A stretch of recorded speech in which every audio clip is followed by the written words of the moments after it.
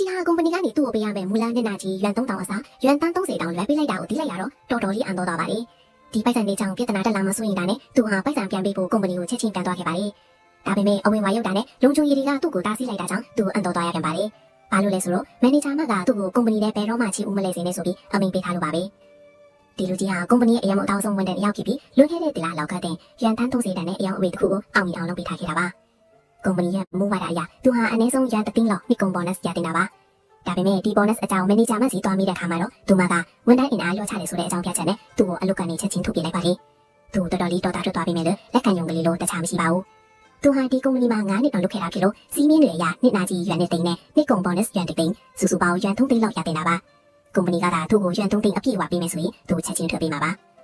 ဒါပေမဲ့မန်နေဂျာမကသူ့ကိုအိမ်မက်ရောင်နေတာလားဆိုပြီးလောင်ပြောင်ခဲ့တယ်လို့ရွမ်3000ဆိုတဲ့စော်ကားလွှတ်နဲ့နှစ်နာကြီးလေးပေးပြီးအပြင်ကိုမောင်းထုတ်ခဲ့လိုက်ပါတယ်သူထပ်ပြီးပြဿနာမရှာနိုင်အောင်လို့မန်နေဂျာမကဘန်တာအီဌာနမှာလုပ်တဲ့သူမရဲ့ဝင်ခွဲညီမစီဖုန်းဆက်ပြီးရွမ်3000ကိုအငြင်းဆုံးလွှဲပေးဖို့ပြောလိုက်ပါတယ်မမျော်လင့်ပဲနဲ့အဲ့ဒီဝင်ခွဲညီမလေးကသူမရဲ့ရီစာနဲ့ဖုန်းပြောနေရင်ကနန်း300လေးလုံးပုံနေမိသွားခဲ့တာကနေဒီလူကြီးစီကိုမယုံနိုင်စရာကောင်းတဲ့ရွမ်တန်း30တောင်ရောက်သွားခဲ့တာပါလုံခြုံရေးတွေကသူ့ကိုအပြင်ထုတ်လိုက်ပြီးတဲ့နောက်မှာမန်နေဂျာမကအားလည်းရခီးထုတ်ဖို့ပြင်နေတာကိုသူတွေ့လိုက်ရပါတယ်ဒါနဲ့သူကမန်နေဂျာမစီအပြေးလာသွားပြီးကုမ္ပဏီကသူ့ကိုမှားယွင်းပြီးရွမ်30လွှဲလိုက်တဲ့အကြောင်းပြောပြပါတယ်ဒါပေမဲ့မန်နေဂျာမကတန်း30ဆိုတဲ့စကားကိုကြားလိုက်တဲ့အခါသူအောင်ရင်အောင်လုပ်ပေးထားတဲ့ရွမ်တန်း30တန်းအယောင်အဝေးအကြောင်းပြောနေတယ်လို့ပဲထင်သွားပါတယ်ဒါနဲ့သူမကလုံခြုံရေးတွေကိုသူ့ကိုမောင်းထုတ်ခိုင်းလိုက်ပြီးကားပေါ်တက်ကားလေးစိတ်ကိုထွက်သွားပါတော့ပါတယ်ကုမ္ပဏီကတချင်းချင်းမှာအမားကိုတီးသွားမှဖြစ်တဲ့အတွက်သူ့အကောင့်ထဲကပိုက်ဆံတွေကအချိန်မရွေးပေါက်ခွဲနိုင်တဲ့ဘုံတစ်လုံးလို့ဖြစ်နေမှသူသိနေပါတယ်နောက်ပိုင်းမှာအပြစ်တင်မခံရအောင်လို့သူကရှင်းနေလော်ယာကြောက်စီအမြန်သွားပြီးအကူအညီတောင်းလိုက်ပါတယ်စကြောင်တစ်ခုလုံးကိုကြားလိုက်ရတဲ့အခါမှာတော့ရှင်းနေကြီးကမျက်လုံးတွေတောင်အယောင်တောက်သွားပါတယ်ဘာလို့လဲဆိုတော့သူရှင်းနေလို့တက်တချောင်းမှာဒီလောက်ရိတ်ရောတဲ့ကုမ္ပဏီမျိုးတစ်ခါမှမတွေ့ဘူးလို့ပါပဲ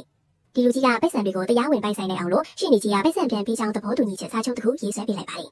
မန်နေဂျာမသားဒီစာချုပ်မှာလက်မှတ်ထိုးလိုက်ရင်ဒီလူကသူ့မစီပိုက်ဆံတွေပြန်ပေးပြီးထချောင်းတက်တည်ပြနိုင်မှာဖြစ်တယ်လို့နောက်ပိုင်းမှာကုမ္ပဏီကအရေးယူမယ်ဆိုရင်လည်းမန်နေဂျာမနောက်ကိုပဲလိုက်ရတော့မှာပါအဲ့ဒီလိုဆိုရင်တော့ရွမ်တန်း30ဟာဒီလူကြီးစီမှာတရားဝင်ရှိနေမှာပဲဖြစ်ပါတယ်ဒါပေမဲ့စိတ်ကောင်းရှိတဲ့ဒီလူကြီးကကုမ္ပဏီအပေါ်အခွင့်ကောင်းမယူရှင်တာကြောင့်မန်နေဂျာမကိုနောက်ဆုံးအခွင့်အရေးတစ်ကြိမ်ထပ်ပေးဖို့ဆုံးဖြတ်လိုက်ပါတယ်